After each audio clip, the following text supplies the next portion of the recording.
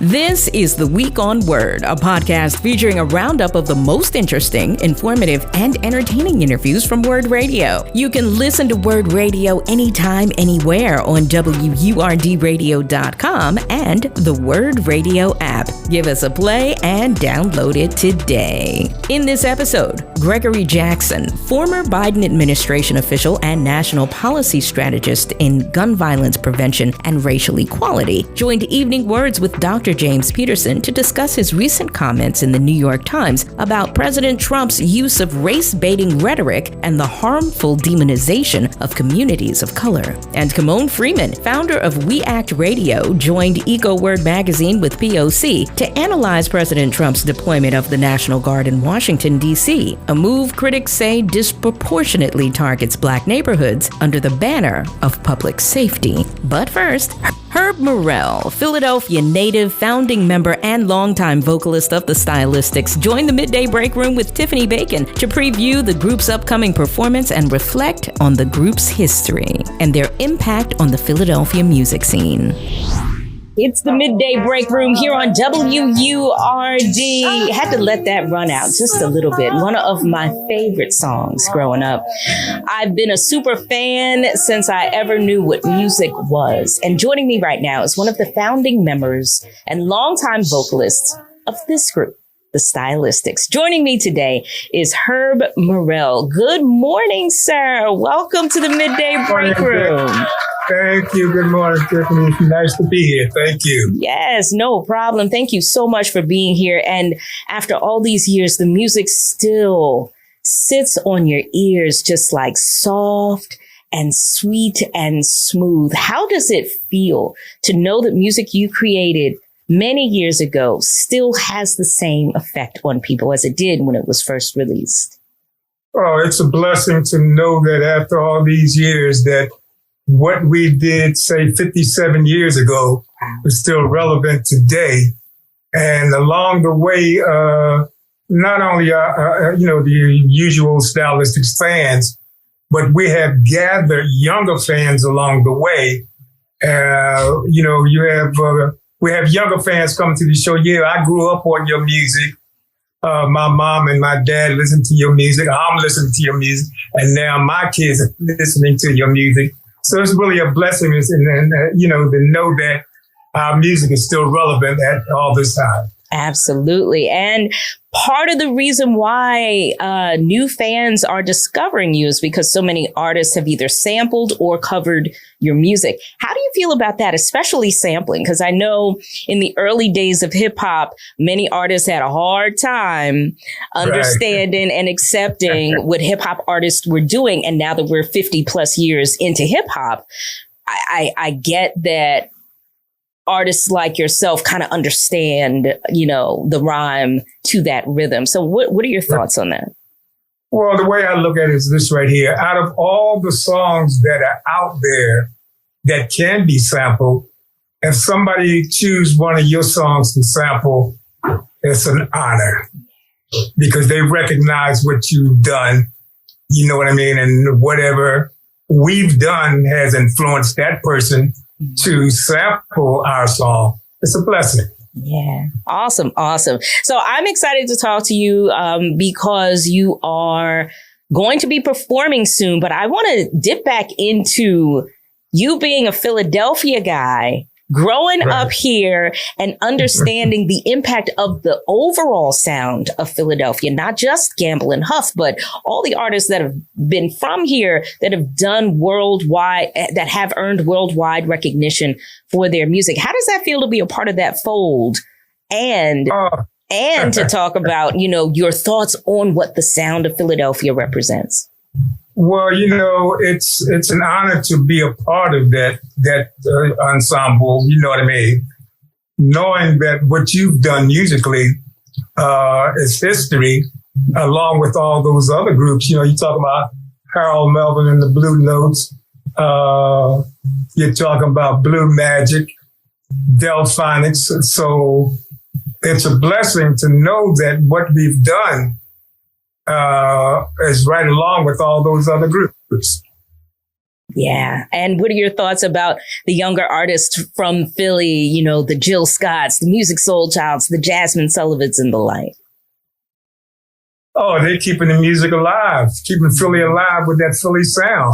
Yeah. You know, you have, and looking back and what we did in years ago with all the different musicians, with the band that recorded out, you know, played on all our songs, MFSB. Mm-hmm. Those gentlemen, ladies in their own right, should be out there also because they came together. You had like jazz musicians, rock musicians, R&B musicians, gospel musicians, but they melded together and created that sound. Mm-hmm. So with and you know, speaking with the artists like Jill Scott, Boys the Men, and all those acts of that nature, this goes to show that Philly is still alive and swinging, and the music is still coming at you strong. Mm-hmm, absolutely. And there's so many conversations now about the fierceness of the Philly musician, because you could throw a rock at any touring band. It doesn't matter the genre. Almost guaranteed there's going to be a Philly musician on that band. What do you think is in our water? What is in the Schuylkill River that gives us so much soul and just fierceness in terms of the world of music?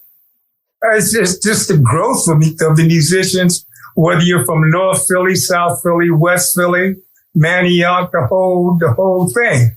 It's just that when they come together, they can, like you said, they can be swinging rock, they can be swinging jazz. But when they come together to create something, it's magic. You know what I mean? And that's been the whole parlay. Like I said, those guys and ladies should be out there and should be announced and should be talked about because they created all of that. Yeah. Yeah, that's awesome. I appreciate hearing your take on it, especially music over the years. Do you have a favorite artist or group of artists that have covered or sampled your songs? Well, the first one that comes to mind is Prince, mm-hmm. when he did Betcha by Golly. Wow, you know what I mean? And I mean, there's Phyllis Hyman has done a great job on the cover of our songs. But there's been many along the way, you know what I mean, that has done it. And you say, well, wow, you know, when you hear it, you say, oh man, that's a nice flip. Well, that's a nice swing on what they did. You know what I mean? Mm-hmm. I love it. Okay. I hope you were going I was hoping you were going to mention Prince, because that was definitely one of my favorites, because anything Prince did, I was all right with just about. Right. Super big fan. So I want to bring things up to the present for just a bit. I understand that you all have a new album. Can you tell me about this? Yes, the title of the album is called Falling in Love with My Girl. A gentleman by the time Cridlin from England presented the idea of why not record a new album. You know what I mean? And not only just to record a new album, it was kind of groundbreaking because there was a lot of rock artists that added to what we were doing. Mm-hmm. And was on the album, you know what I mean? And if you would have mentioned that, say, 5 years ago, 10 years ago, somebody would look at you, man, you crazy, get out of here. How are you going to meld R&B and rock together? Mm. But it just so happened that it happened, it came together well, and, you know, it was a pleasure doing it. Yeah. Oh, man. Okay, so is it available now? Like, can we preview it? It's out on all the social media sites. Okay. You know, and it's called, like I said, it's called Falling in Love with My Girl. Okay. And we did the song that stands out, not taking anything away from all the other songs on it. But there's a song that we had the pleasure of doing a duet with Shania Twain. What? And yes. And matter of fact, out of the songs they was presenting for us to do, mm-hmm. right away when we heard the song that she penned called I Will. Mm. Yeah. right away, everybody said, yes, we got to record this one. Oh, wow. Okay. So we don't often hear in the same conversation R&B and country music. Just talk about, or country artists, especially right now in this time of great division, in this time of drawing lines in the sand, even musically at times. And we know music is, if anything, music is the one thing people can come together and often agree on regardless. Right. What are your thoughts about melding R&B and country and working with other known country artists? Well, that meld started years ago. If you think about it and go back into history, we were doing country music before it was known as country music. You know, man, it was just that with however the business went down with it, with record labels and producers and writers back in that time. I'm talking about going back to the 40s and the 50s. Right. You know what I mean? They just took it and said, okay, this is ours. What we started doing country music from the beginning. It wasn't that we had the meld with it. We were already doing it. Yes. Thank you for saying that. Thank you for saying that, because there's a lot of conversation about history, Black history, the erasure of Black history, the erasure of our contributions to various musical genres. And I'm very curious about your take on it as someone who is deeply embedded in our musical history, especially being from Philly. So there's extra pride over here in this conversation, at least for me, because I'm like, yeah, anything Philly, I'm binging it up. Right. But, do you think that it is important and imperative that artists like yourself continue to share the history of the genres, the history of our music, to ensure that it doesn't get lost? Oh, you have to. You have to. One thing that we always try to express to the young folks whenever we get a chance to, do your history. Do your history. It's more to it than the bright lights. There's an adventure that you should know, and you should dwell and pull it inside of you and be a part of it and keep it going. But you got to do your history. Yeah. It's more to it than the bright lights. Yeah, absolutely. Would you ever consider doing a duet or a compilation album with other genres, like any hip hop artist? Would there be any you'd be interested in partnering up with to create new music? If the opportunity presents itself, it would be nice to do. It would be a challenge, of course, but it would be nice to do, because if anybody, especially if one of those rap groups or hip hop groups come to us and say, look, we want you to be a part of what we're doing, then that's an honor. You know what I mean? Because things have changed, and you got to be about change. You know what I mean? So the experiment of doing that would be kind of adventurous, I would say. Okay. I like hearing that, because listen, I'm a young John. I'm from Philly. I'm a young John, and I do remember all of the conversations of the elder folks in my circle, in my life, in my family, who just downplayed hip hop so much until maybe the mid 90s. I think that's when, say, my parents and my mom's friends, and so kind of caught on, because they found some artists that they really like. Like, she liked LL Cool J or Heavy D, and now she knows about Snoop Dogg and all these other sort of folk. I think it's cool that there is an acceptance, and not just an acceptance, but a reverence for the genre. What I would love to see, if it was ever possible, I don't know if you remember this album from, I think it was like 90 or 91, called Red Hot and Cool. And it was hip hop artists with straight ahead jazz artists. So I think it was the Roots. They did something with Dr. Donald Byrd. There were other people on that album. I would love to see something like that, like maybe the Stylistics and the Roots, or something like that. I would love for that to happen. If that could happen, would you sign up? Right away. Right away. You're talking about the roots, what they have done and what they have accomplished on the music scene, you know what I'm saying, would be nice to kind of swing with that. You know what I mean? Because they got that little feel that once you hear it, it got you. Oh yeah. You know what I mean? Plus they doing good stuff. It's not they just throwing stuff out there. They're doing good stuff. So it'd be a blessing to do something with them. And also you mentioned Eddie D. Mm-hmm. God bless him. We were recording an album years ago with a producer by the name of Preston Glad. And we had a up-tempo song that was on there. We were saying, it would be nice to get somebody, from the hip-hop scene to come and throw something up on this right here. It would be a nice flavor.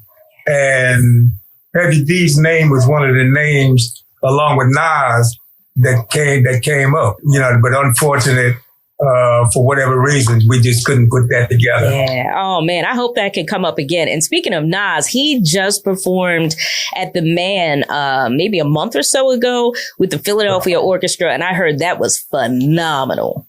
Oh, I would have loved to sing that. I would have loved to sing that. Yeah, absolutely. So listen, I would love to take people's questions. I know we have some folks who are posting on our social media pages. I want to read some comments and things of that nature. And I do want to talk about your upcoming performance because we want people to go see you in action. I have to take a break, so we want to put a pin in it. But when we come back, I will return with more of the Midday Break Room as we are speaking with one of the founders of the Stylistics, Herb Murrell, right after this. Feeling like Sunday morning, right after church up in here on the Midday Break Room on WURD, Progressive Black Talk Media. I'm Tiffany Bacon. Happy and excited to have with me on the program the one of the co-founders of the Stylistics. Herb Murrell is joining us right now. I say that, Mr. Murrell, because I have clear memories, very clear memories. Being a little girl, I grew up in North Philly, 24th and Ridge, Judson Street. Shout out to Judson Street. That's where I grew up. Oh, yeah. My old stomping grounds, I was 16th in Columbia. Really? Yes. Okay, so you probably know my people. Because we were all up and through. We were all up and through there. And as a little kid, on Sunday mornings, my auntie, we called her Annie, she would listen, to gospel tracks. And then my mom would come downstairs and throw the 8 tracks on. And she always had Stylistics on 8-track. And I was sharing right before you joined the program today that I hated the 8 tracks because it would always fade out in the middle of the song I love the most. Change track and then fade back in. I'm like, I want to hear the whole song without the fade out. Right. So I'm glad that went away. But anyway, I want to read a couple of comments from our Facebook friends. Hello, Facebook friends. I thank you so much for checking us out today. I'm looking for a couple of comments that I saw that I wanted to highlight as well. So Ms. Rosalind Allen. Hi, Ms. Rosalind. Thank you for checking us out on Facebook. She says, I am old school Tiffany, just like your mom. We like classic, meaningful love for each other, people's heart, mind, body, and soul. New generation just don't get it. Go back to school, old school music. So, Ms. Rosalind, I appreciate your comments, but I'm just going to say, number one, if I'm the young people you're referring to, thank you. But every generation has had this conversation with the older generation regarding music. I remember hearing my mom saying things about the older generation didn't like rock and roll. Some of them didn't like R&B. If it wasn't gospel, they didn't want to hear nothing about it. So every generation seems to have some disconnect with the musical tastes of the generation behind them. What do you say to that? Do you subscribe to that in any way, shape, or form? And if not, why not? You have to be in tune musically to what's going on to all the genres out there. So you can't, as a musician and as an artist, you can't close yourself off. you have to pay attention to what's going on, because someone may ask you for an explanation or a definition of what's going on. And you have to be in tune to what's happening. Just like you have the young folks that are now paying attention to the old school. Old school has to pay attention to what's going on with the young folks. Mm-hmm. You have a concert coming up at Rivers Casino. Please tell us all about it. Oh, we're looking forward to doing that. It's always good to play home, and Rivers Casino is one of the primary places to do a show. We've done it for the last 3 or 4 years or so, and it's always good to come home and play for people that you grew with, your friends, family, and just have a great time, and then let them dictate to what they want to hear. They tell you what they want to hear, and we try to give it to them. Oh, fantastic. Thank you so very much. I greatly appreciate it. And I hope people can go check out the new album. It's called what again? Falling in Love with My Girl. All right. Herb Murrell, one of the co-founders of the Stylistics. Thank you so much for joining us on the Midday Break Room today. I greatly appreciate you. You're listening to The Week on Word. I'm Tiffany Bacon, and I'm the host of the Midday Break Room, Monday through Thursday, 10 a.m. until 1 p.m. on WURD. Join me for community-conscious, soul-satisfying, information-infused conversations with a pinch of joy and nostalgia. The Midday Mix at 12 noon gives you 20 minutes of music to rejuvenate your spirit. Join me, Tiffany Bacon, for the Midday Break Room, Monday through Thursday, 10 a.m. until 1 p.m., only on WURD, Progressive Black Talk Media. This is The Week on Word, a podcast highlighting the top conversations on Word Radio. Be sure to look for and follow WURD Radio on social media. Up next, Gregory Jackson, former Biden administration official, joined Evening WURDs with Dr. James Peterson. I'm excited to welcome to this program Gregory Jackson, who's a national policy strategist, community organizer, and public health advocate working at the intersection of gun violence prevention, racial equity, and public safety innovation. Here to talk about his recent New York Times statements regarding Trump, quote unquote, demonizing communities of color and using typical, quote unquote, race baiting language. Happy to welcome the former deputy director for President Biden's Office of Gun Violence Prevention to Evening WURDs, Mr. Gregory Jackson. Gregory, welcome here to Evening WURDs. Yes, thanks for having me. Excited to be here. No, thank you so much for joining us. There's so much going on that I want to talk to you about, my good brother. But let's start with some of the quotes from the Times. Talk a little bit about what you describe as this president demonizing communities of color. Yeah, I mean the rhetoric it goes on and on. But what we're seeing, especially in D.C.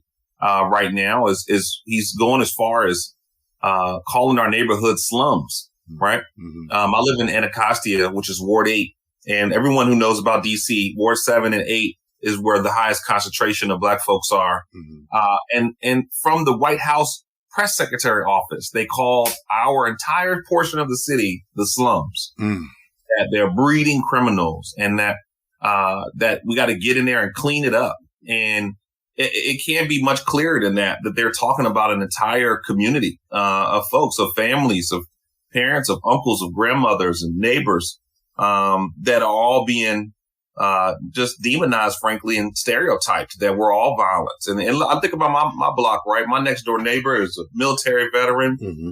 One to the left is a plumber. I served in the White House for a year and a half. I mean, these are folks who are all serving our country in very impactful ways and serving our communities, but yet we're being demonized by the very White House that's supposed to serve us. Mm-hmm. Mr. Jackson, I'm going to back up a little bit because of your expertise in gun violence prevention and what we're seeing in some of these cities, D.C. included, D.C., Baltimore, Chicago, Philadelphia as well. We've seen these precipitous declines in gun violence, and I know this might not be popular, but a lot of the strategy that came out of your office during the Biden years actually was part of the template for how the cities established partnerships with federal funding to address some of these issues. And so can you talk a little bit about your work in the Office of Gun Violence Prevention, particularly as it relates to what we've seen as the trending declines of gun violence in America's major cities? I know that's counterintuitive for the White House, but it is also the facts and the data that we have. Talk a little bit about what you did in the Biden administration and how you see or how you saw that was mapped onto some of the cities. Yeah. Well, look, we very simple. We knew very clearly that gun violence is not just a crime crisis. This is a public health crisis. And you don't solve a public health crisis with only more law enforcement, with incarceration. We tried that with the war on drugs. And I think we saw that in every community, especially in our Black communities, how terrible and how that ravaged our folks. And so what we simply did is we took a public health approach to a public health crisis.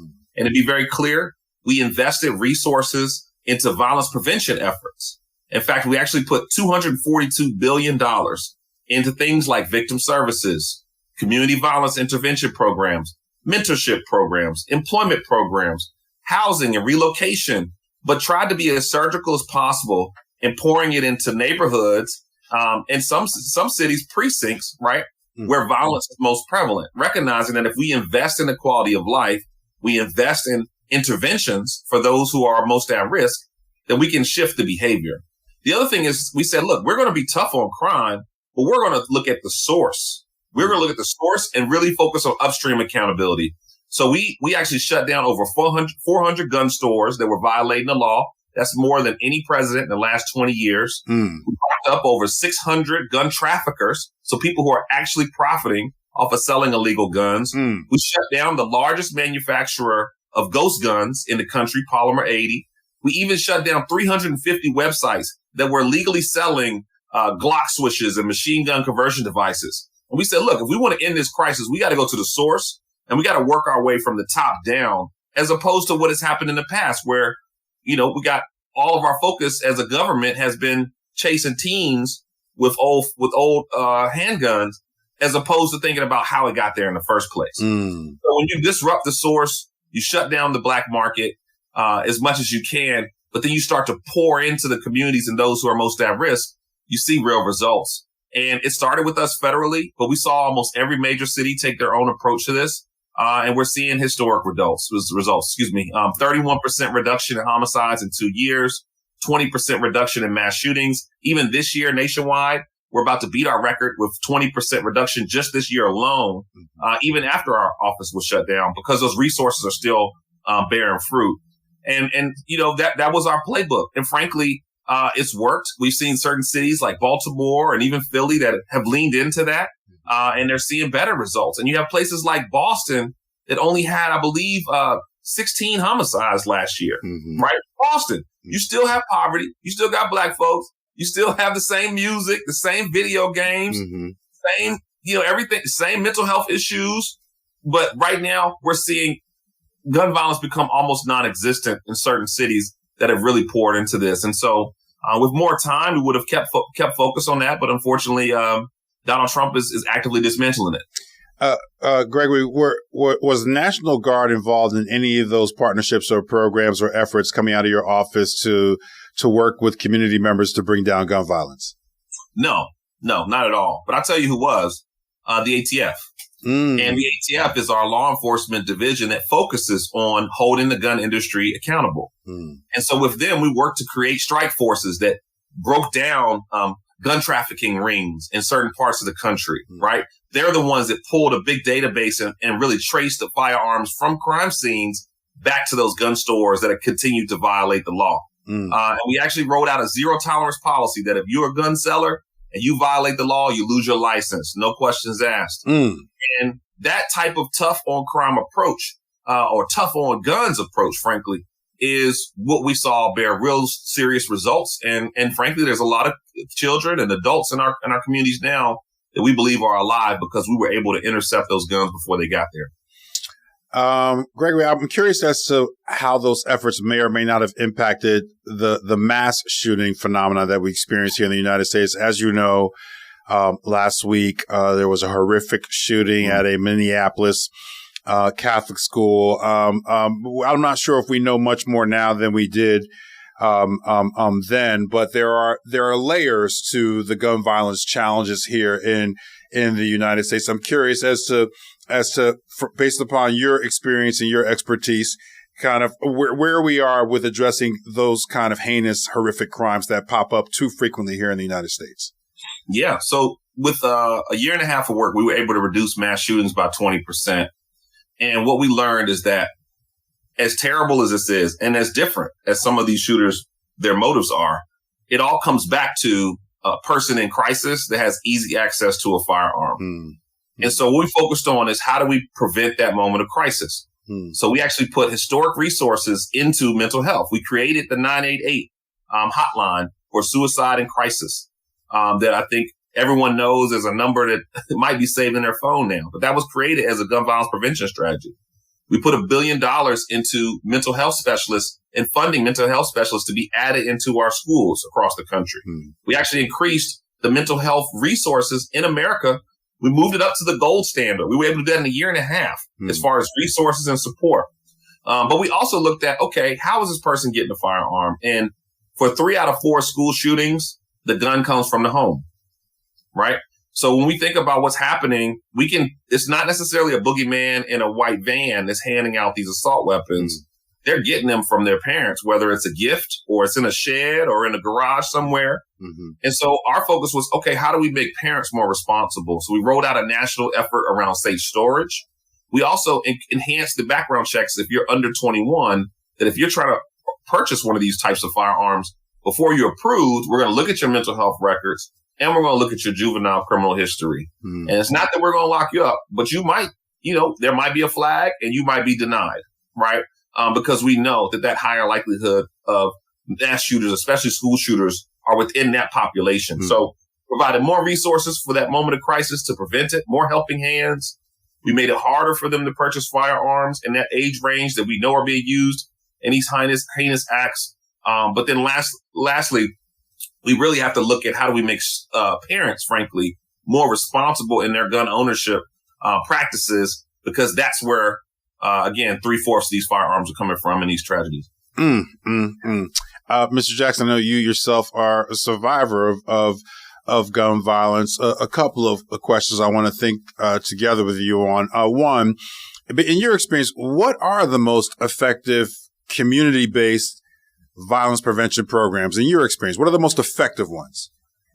Yeah, well, look, the low-hanging fruit that we don't talk enough about is victim services. Mm. So if someone is traumatized by gun violence, I was shot in April 2013.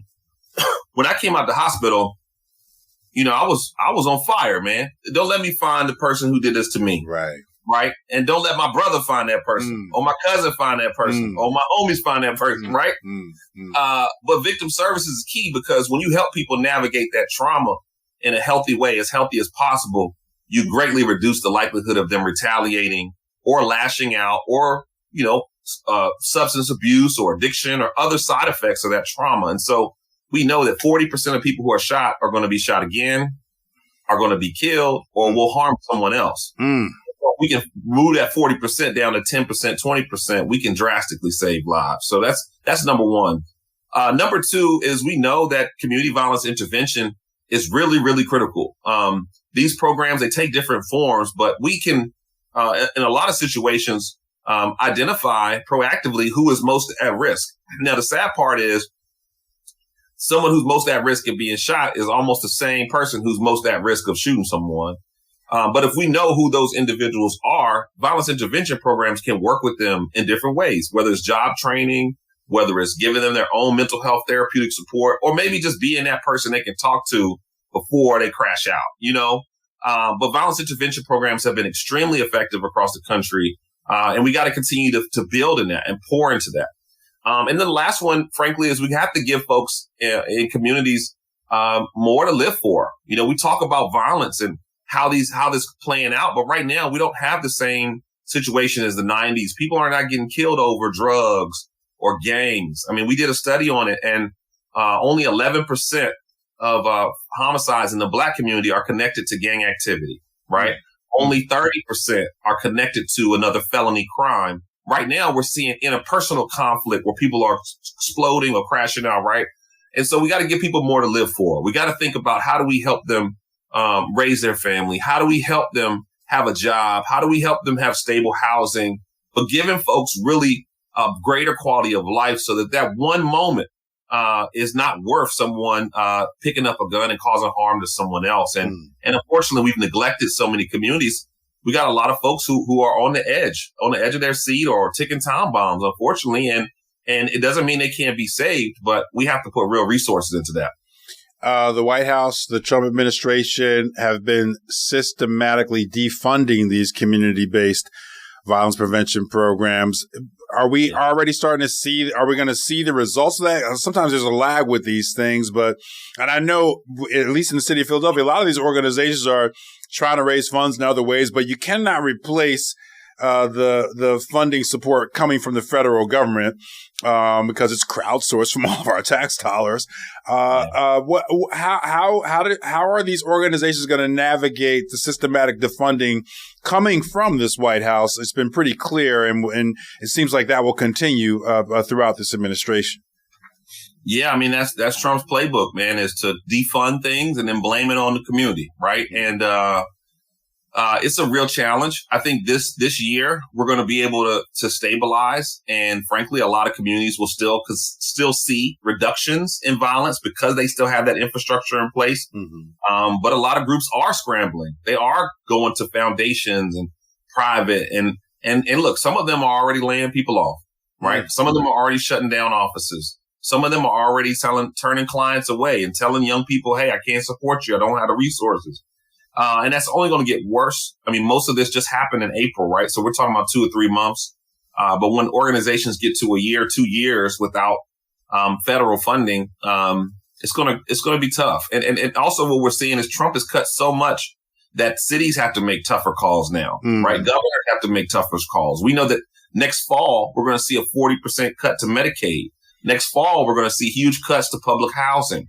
And so you have these groups going to mayors asking for resources, and the mayor has to decide how I'm going to keep this hospital open, how I'm going to keep people housed, and then also thinking about how do I keep them safe from violence. And so we are approaching some really dangerous territory. I think the only thing that gives me a little bit of hope is that a lot of these organizations, federal funding, it started with the Biden administration. There was $0 before President Biden and before our office going out federally for these strategies. So we haven't had it for a long time.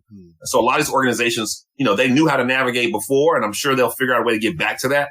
But the scary part is I think a lot of them will have to scale down. And frankly, a lot of programs may be, shrunk in a time where we're just now getting that momentum, right? I mean, imagine if we we're at 20% reduction this year. Imagine if we kept doing 20%. I mean, how safe would America be? It's crazy to win the Super Bowl and just dismantle the team. You know what I mean? Like, right. And that's what's happening right now. Yeah. And I know that from the political side of this for this administration is that fear is one of their greatest assets, but it's really sad to see it. Greg, I asked this of anybody who's in DC. Can you talk to our listeners a little bit about how are you experiencing, and you and your community members and family, how are you all experiencing the presence of the National Guard there in DC?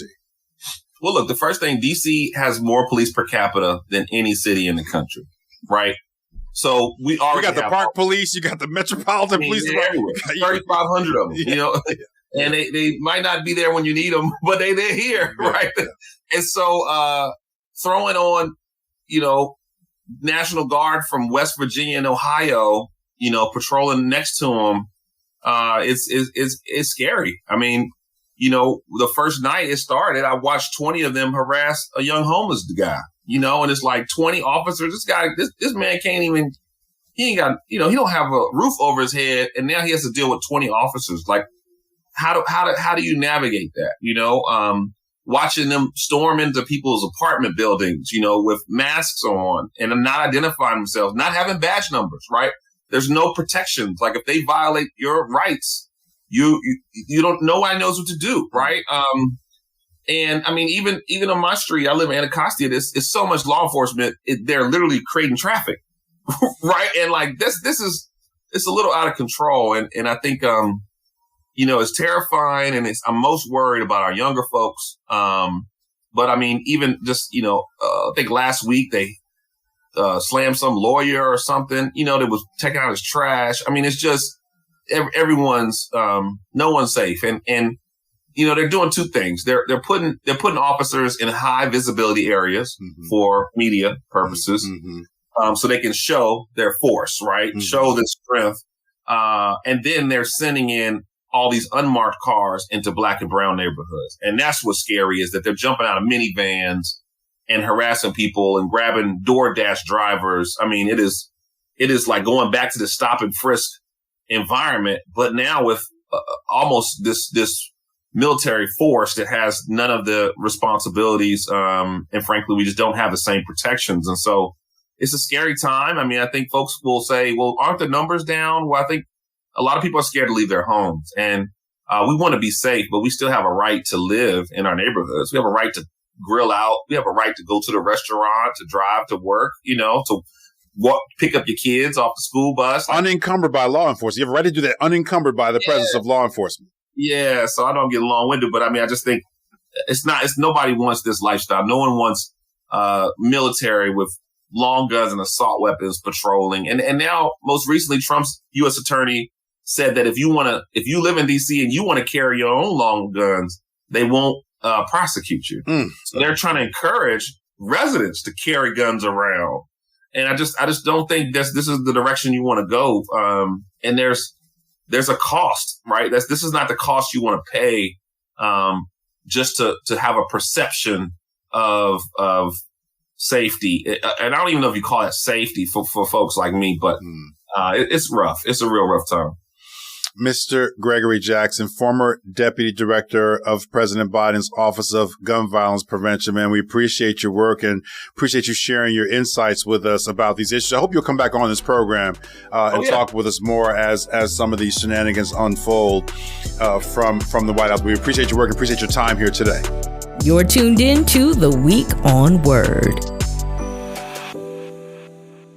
Why is Word important to the community? Thank you for asking. Let me count the ways. And it's one of the most important radio stations in the country. Word has always been a platform for Black people in Philadelphia. We're one of the only Black-owned talk radio stations in the country. We're one of 4 in the nation. A lot of what's going on in the world today, I think, is a result of people feeling like they don't have a voice. Without Word, we wouldn't have such educated, loving, caring people of color who really are interested in what's going on in neighborhoods around the city. Word creates such a sense of community in the Black community here in Philadelphia. It amplifies the voices that are mostly marginalized. It allows you to speak and be heard and to create your own narrative, your own story. It's a place where we can share our thoughts, our ideas, our dreams. You control who and what you say about yourself. Every community needs a hub. We are giving voice to the community, and without the community, there will be no word. We are one and the same, and it is not a game. WURD.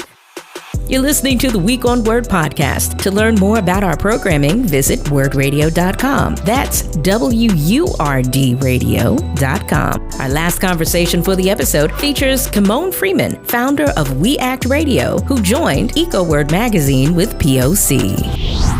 Let's get into this green conversation right now. I'm excited to have him on the line, coming all the way from Washington, D.C., our nation's capital. We got Kymone Freeman, who is the founder of We Act Radio. We've been doing some work for some time now, but I've been able to reconnect and get him on this show. And I'm excited to have his voice on because of the work he's doing in the nation's capital, for Chocolate City, for DC's, just the legacy of DC. And that's just, something that I truly want to preserve because that's my home. I love what I do here in the city of Philly, but I got to make sure that I'm keeping my hometown going at the same time. What's good, Kymone? How you feeling? Welcome to WRD. You're now live in the city of Philadelphia. I appreciate you making time for us this morning. Tell the people exactly who you're listening to.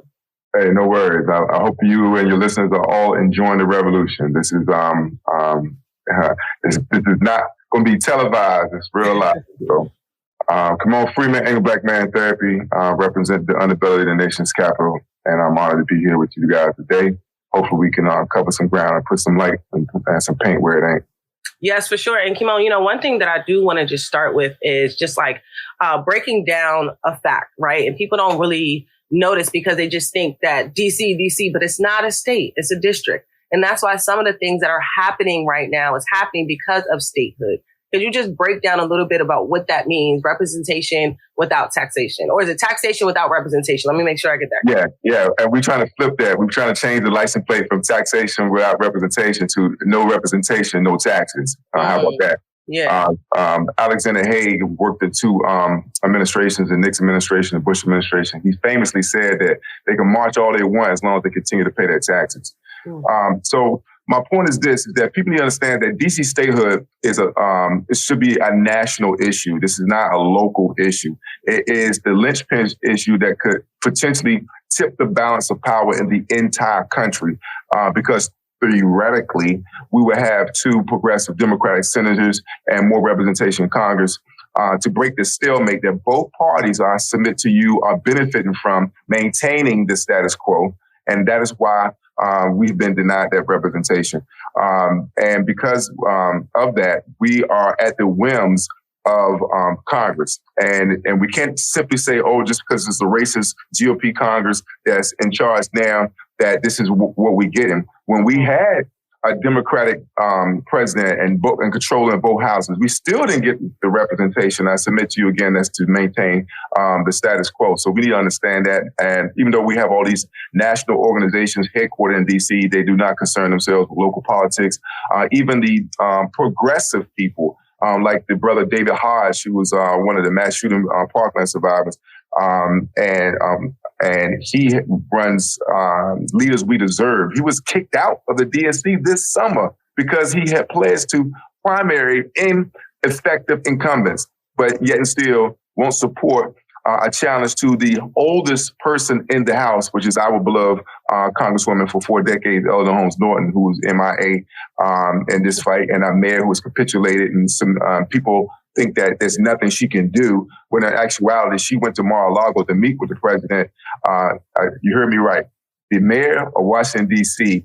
went to Mar-a-Lago in Florida to meet privately with the president. And then the first thing she does when she gets back, destroys and removes Black Lives Matter Plaza under the auspices that was somehow going to give protection to our autonomy here in the nation's capital, to give Trump what he wants, and he'll leave us alone. And you can't negotiate with a bully. And we found that out. And unfortunately, she just this week had a press conference where she is actually welcoming this takeover. And I want people to understand that D.C. already had more police per capita than any city in America. And America got more people in prison than any country in the world. So what are we doing?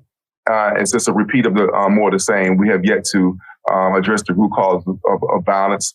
And I welcome that conversation with you, because most people don't want to hear how the environment produces these results. Exactly. And that's why I wanted to bring you on.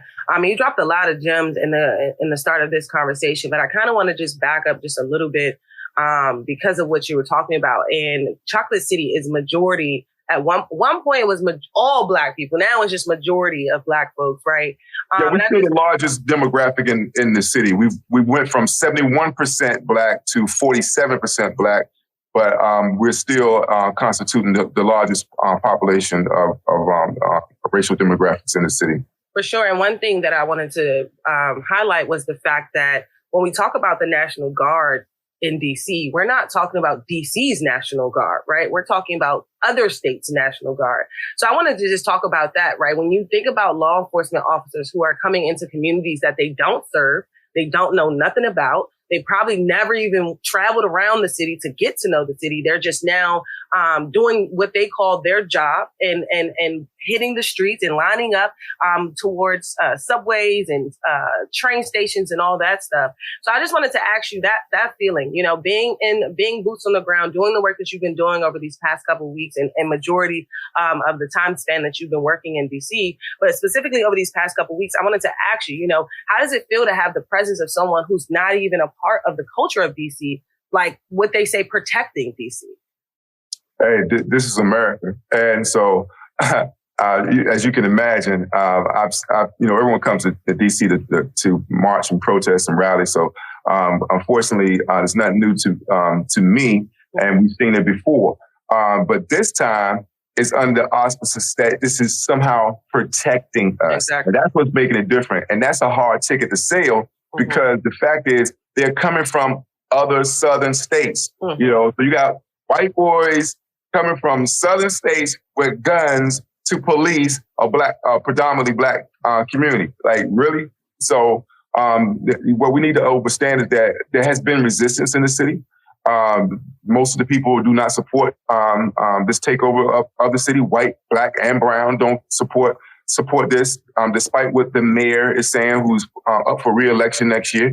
But this is a playbook of Project 2025, and people really need to understand it. Like, if you want to know what's going on, start skimming through Project 2025 because they are executing it to the letter. And the reality is this: this is a slow-moving coup. This is to set up Trump for his third presidency. He wants to extend himself. He already said, we're making way for a dictatorship. This is fascism already here. Because when you have all of these troops already in place in the cities, and he says, I'm not leaving office, what are you going to do about it? And, you know, when it comes down to environmental racism, one of the things why I wanted to bring it up is because I feel like, you know, this goes back to the conversations we were having previously about redlining and food deserts. Because when you think about the metropolitan city like DC, people use public spaces every day, all day. And you're saying that you are protecting these people in these public spaces, but they don't even feel comfortable going into these public spaces. I've had conversations with folks who are scared to ride the metro because of how much presence of National Guard security with guns and rifles, protecting what they call the metro, the metro station, right? Yes, so they're not able to go to work. They're using more money out of their pockets to get in Ubers because they don't feel safe to actually walk into these metro stations. And DC is also just like Philadelphia, where we use our public transportation to get our students to and from school. So to see that as you're going to and from school, how is that actually hurting the public safety, in my opinion, the public health of the people who are, actually in DC? It was already hurting the restaurants and a lot of people, the services industry that's dependent upon foot traffic. Because who wants to go through a checkpoint? Who wants to go through a checkpoint? Are you serious? This is apartheid Israel. We got checkpoints. Okay. And they're trying to normalize this. Okay. And then for your listeners out there who like, it's to stop violence. If we're talking about stopping violence, let's start with the causes of violence. Number one cause of violence is disparity. Okay. You cannot have poverty and a bunch of poor people and expect everything to be peaceful. It doesn't work that way. All right. So, and they know this. In Washington, D.C., the average white family has 81 times the wealth of the average black family. That's 81 multiples. That's the disparity in this city. OK, 30% of our children live in poverty. That's 1 out of 3. There's no poor white people in Washington, D.C. Some working class white, but there's no white child living in poverty in the nation's capital. But yet 1 out of 3 black kids are. OK, and then let's talk about the fact that the diets, if a child is devoid of 4 key nutrients, an undeveloped mind is prone to violent behavior. And people say, this is some voodoo politics. No, boo-boo. If you give a kid too much sugar and tell that kid to sit down and be still and focus, what is that child going to do? He's going to be bouncing off the wall. Now, is something wrong with the kid or is something wrong with what you gave the kid? Okay? Let's be clear. That's why we live in food deserts. 30% of those children living in poverty are in food deserts. Okay? In Washington, D.C., we still have lead pipes. Okay? Yet and still, we got money. They gave billions of dollars to a billionaire to build a brand new stadium that will be completed by 2030. But the last of the lead pipes in D.C. won't be removed and replaced until 2037. Okay? And lead is not only negative effects on cognitive function, it also is a marker for violent behavior. Okay? So you put all that together and you got the perfect storm for what they're dealing with. So they create the problem, and then they sit here and try to pretend as if they're bringing you a solution. And it's all the same playbook. I appreciate you again for breaking this down, and thank you again for making time for us. For those who just tuning in, you're listening to Kymone Freeman, who is the founder of We Act Radio. And like he said when he first started, welcome to the revolution, right? Welcome to the revolution.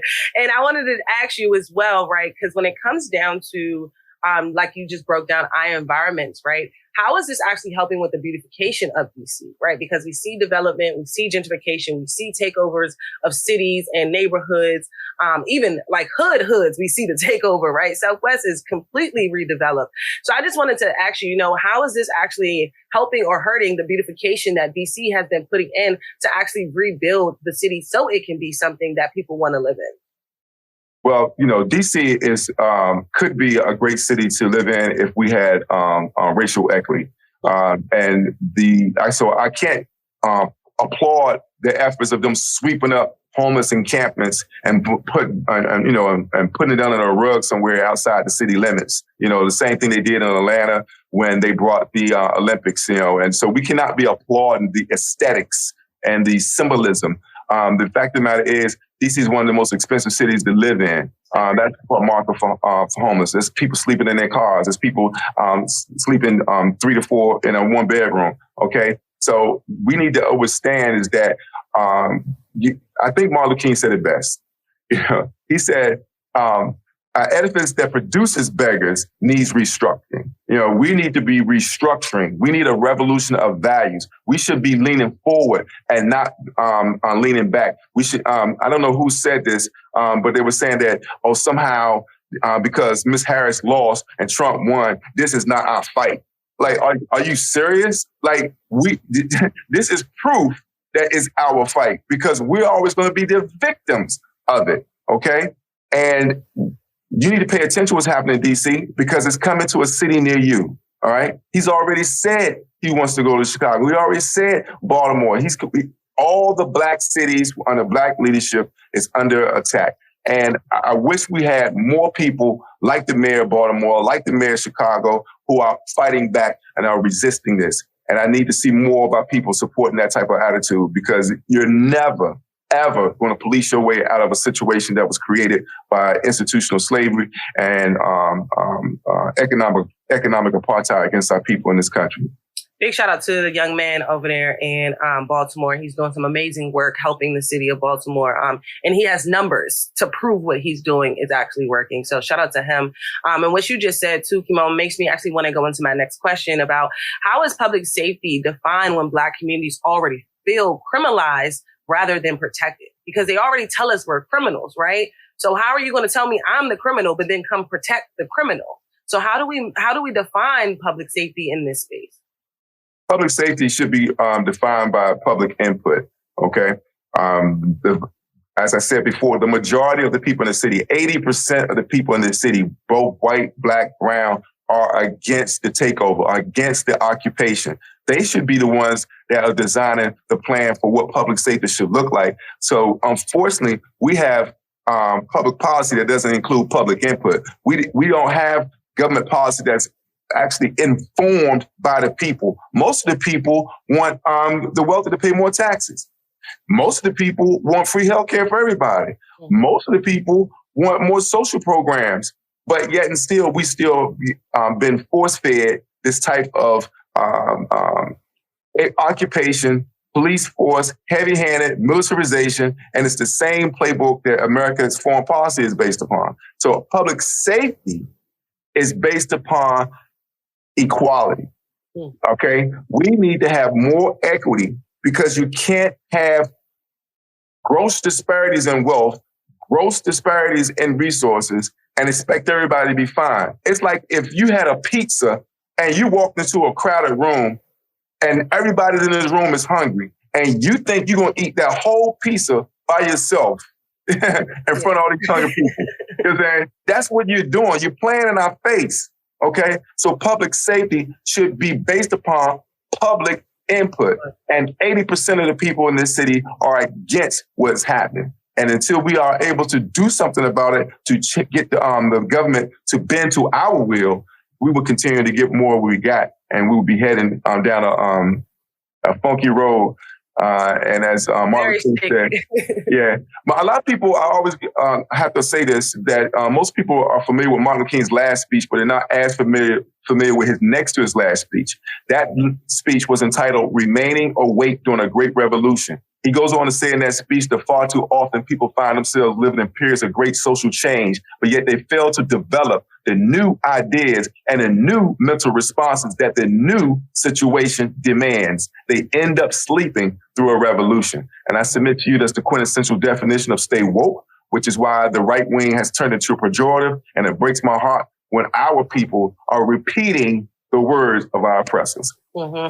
I agree with you. Again, for those who just tuning in, you listen to Kymone Freeman, who's the founder of We Act Radio in the district, Washington, D.C., our nation's capital. And Kymone, my last question before I let you go, because we got about 2 minutes left, but I really want to ask you this question, right? While fighting crime, because that's the reason why their presence is there, is because they're supposed to be bringing the crime down in D.C. So while fighting crime, how do we avoid re-traumatizing survivors, taxpayers, by over-policing?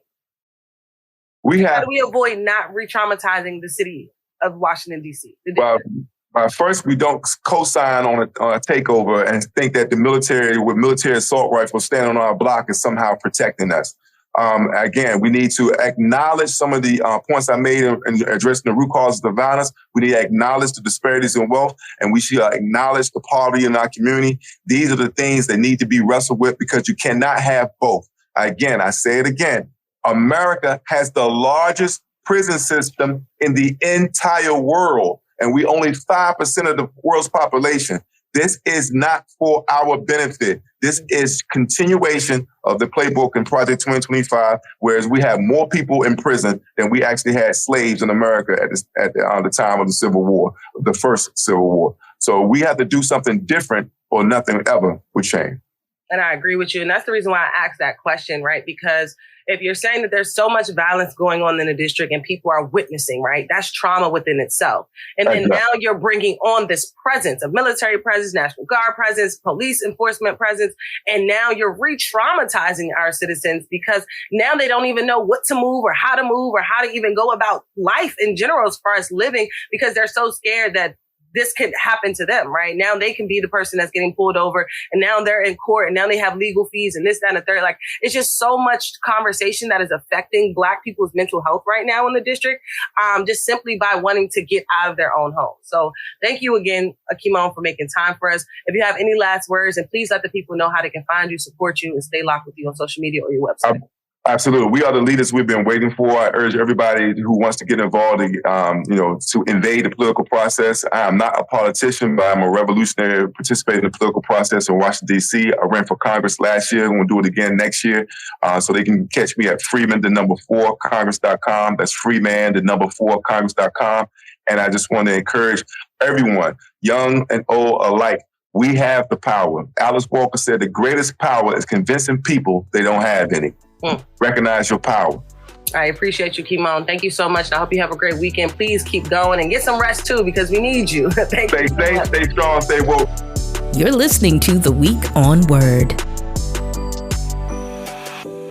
Stay connected on the go with the WURD Radio app. Search WURD Radio in your app store. Stream every show with increased clarity. Easily access WURD TV, ecoWURD, and livelihood. Remember, Black media matters. Get the WURD Radio app today. Available on Google Play and the Apple App Store. Thank you so much for listening to this episode of The Week on Word. Let's stay connected. Sign up for our newsletter and listen to us online at WURDradio.com and on the WURD Radio app.